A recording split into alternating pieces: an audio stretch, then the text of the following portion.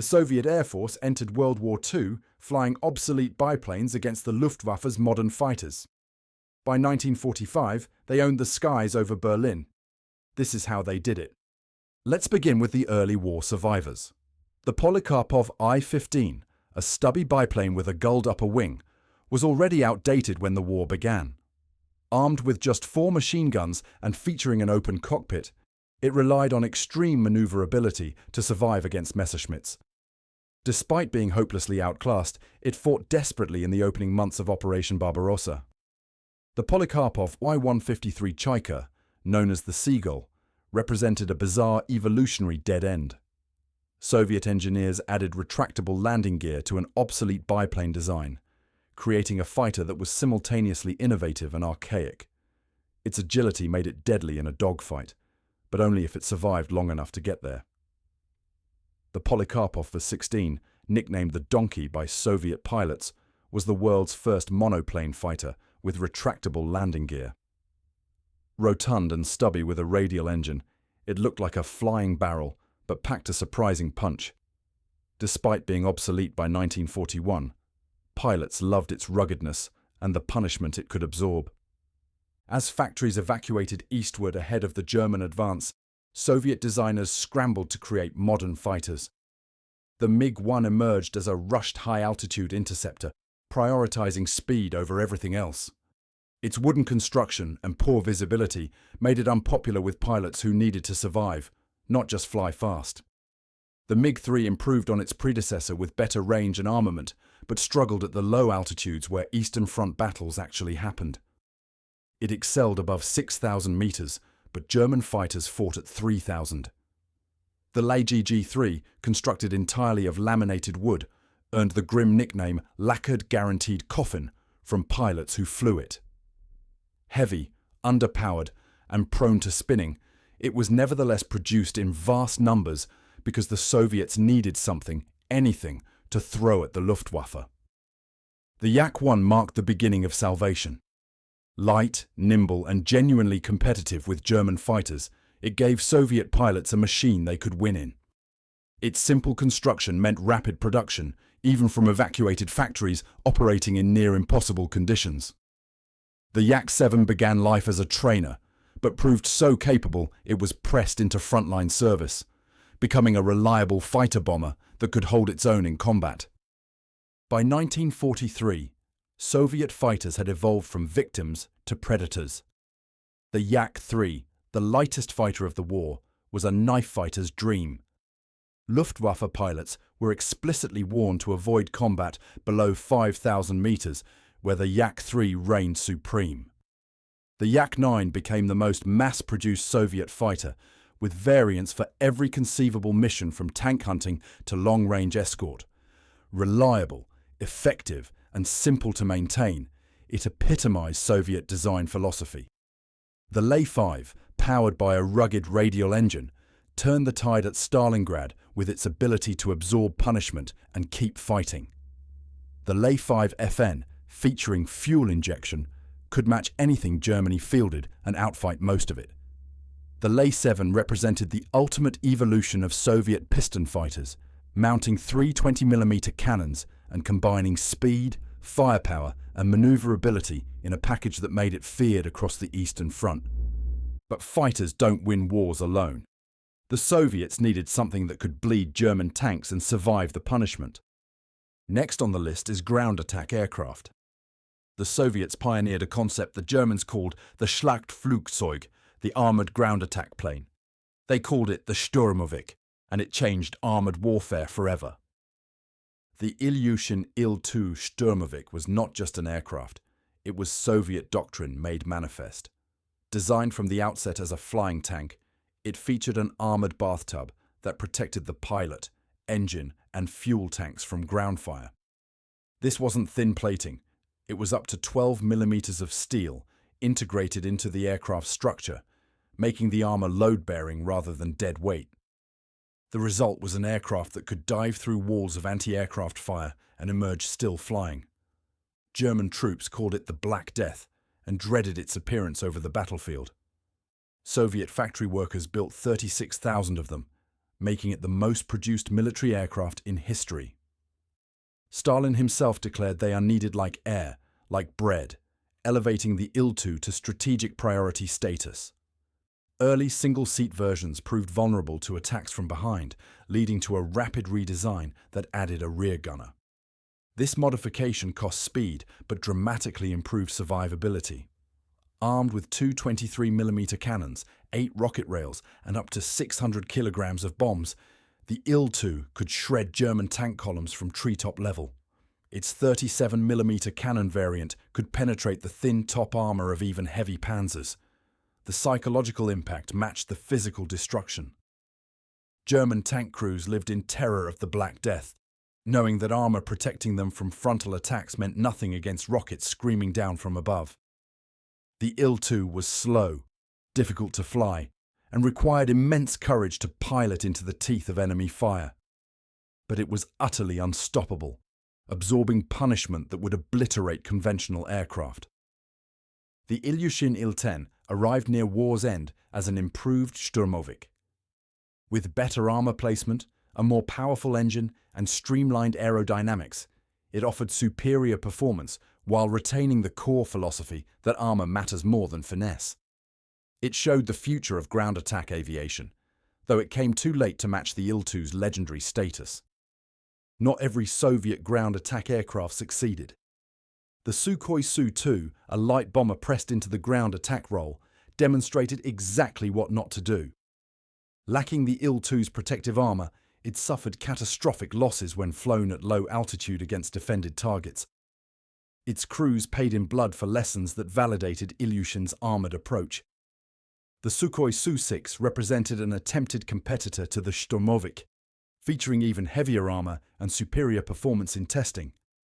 However, with Il-2 production already reaching massive scale and proving itself in combat, the Su-6 remained in limited production. Better performance couldn't overcome the reality that the Il-2 was already winning the war. By the time the Su-6 was ready, the need had passed, and resources were better spent elsewhere. While Sturmoviks hunted tanks at treetop level, Soviet bombers ranged deeper, from tactical strikes behind enemy lines to strategic raids on German industry itself. The Soviet bomber force evolved from aging giants to nimble tactical weapons. Then came the Night Witches, women pilots terrorizing German troops in obsolete crop dusters. Light bombers provided the agile strike capability Soviet commanders needed. The Petlyakov P-2, affectionately nicknamed Peshka, meaning the pawn, proved anything but expendable. Originally designed as a high-altitude fighter, it was converted into a dive bomber that could dogfight if intercepted. Constructed largely of wood to conserve strategic materials, it combined speed, accuracy, and versatility in a way few other Soviet aircraft matched. Pilots could dive bomb German positions, then outrun pursuing fighters on the way home. The Tupolev Tu-2 arrived late in the war, but immediately demonstrated what Soviet aviation had become.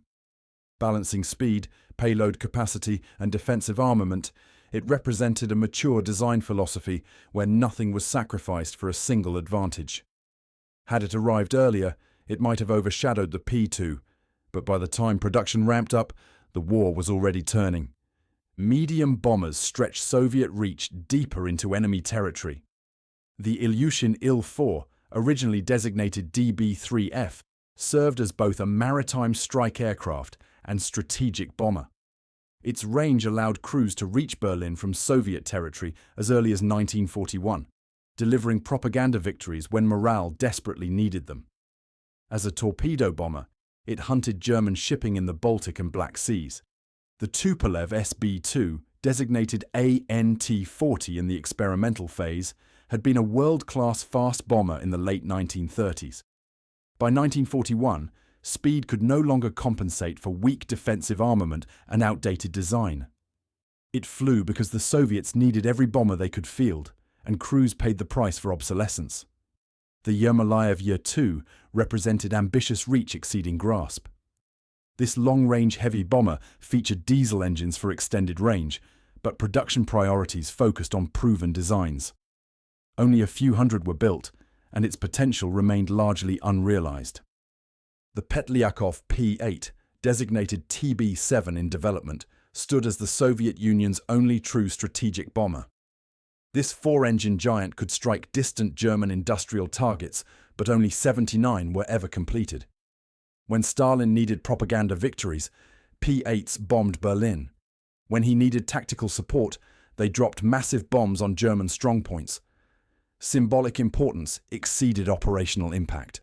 The Tupolev TB3, an ancient four-engine giant from the early 1930s, should have been retired before the war began. Instead, desperation gave it new life as a night bomber and paratroop transport, lumbering through darkness because daylight meant certain death. Then came the legend. The Polikarpov Po-2, originally designated U-2, was a fabric-covered biplane trainer designed in 1928. Obsolete before the war began, it became a psychological warfare weapon that haunted German troops. Female pilot regiments, immortalized as the Night Witches, flew these wooden relics on harassment bombing missions. Their wood and fabric construction made them nearly invisible to radar. Pilots would cut their engines and glide silently over German positions, releasing small bombs that caused limited physical damage but massive psychological trauma. German soldiers called them Nähmaschinen, sewing machines, for the distinctive sound of their engines. The Po-2 flew too low and too slow for fighters to intercept effectively, making these obsolete trainers safer than modern bombers. 30,000 were produced, more than any Soviet aircraft except the Il-2. The Night Witches flew over 23,000 sorties, and 23 of their pilots became heroes of the Soviet Union, proving courage transcended technology. Bombers and fighters dominated headlines, but wars are won by eyes in the sky, cargo in transit, and sometimes by aircraft built in Detroit and flown in Moscow. Finally, we have reconnaissance aircraft, transports, and the aircraft that arrived on ships from America and Britain, the Lend-Lease lifeline that Stalin rarely acknowledged.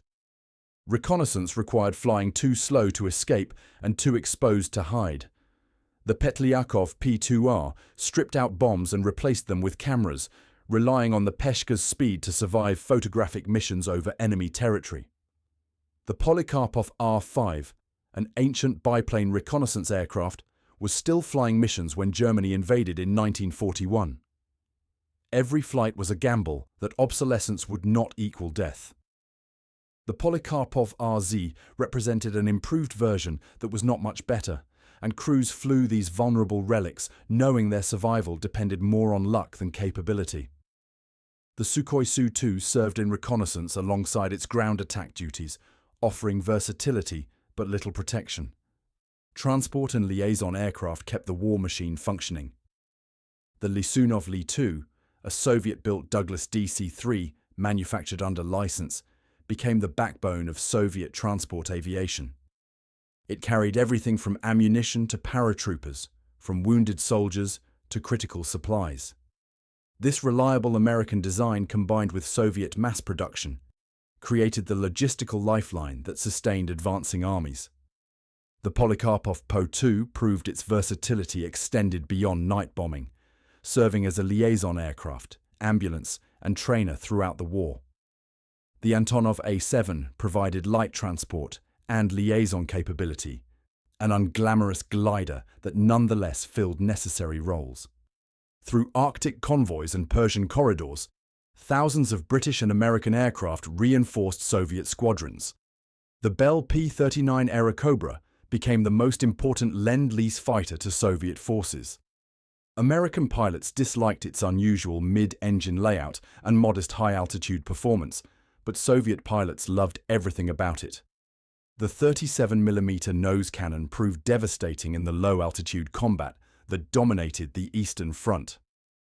Alexander Pokrishkin scored 65 victories flying Airacobras, demonstrating that in the right hands and right conditions, this rejected American fighter became a weapon of legend. The Bell P-63 King Cobra arrived as an improved version late in the war, seeing limited frontline service but equipping training and reserve units. The Curtiss P-40 Warhawk offered rugged reliability as a ground attack platform. Soviet pilots found it heavy but durable, capable of absorbing battle damage and returning home. The Hawker Hurricane represented Britain's contribution to the Eastern Front, arriving via the treacherous Murmansk Run. Outclassed as a pure fighter by 1942, it found new purpose attacking ground targets. The Supermarine Spitfire came in limited numbers but carried immense prestige, mostly defending northern sectors where its performance advantages mattered. The Douglas A-20 Havoc, called Boston by the British, served as a capable light bomber for night attacks and tactical strikes. The North American B-25 Mitchell supplemented the IL-4 in the medium bomber role, providing additional reach for long-range strikes against German supply lines and infrastructure. Stalin's propaganda machine rarely acknowledged this foreign assistance, preferring narratives of Soviet self-reliance. Soviet pilots held mixed opinions, loving some designs while merely tolerating others.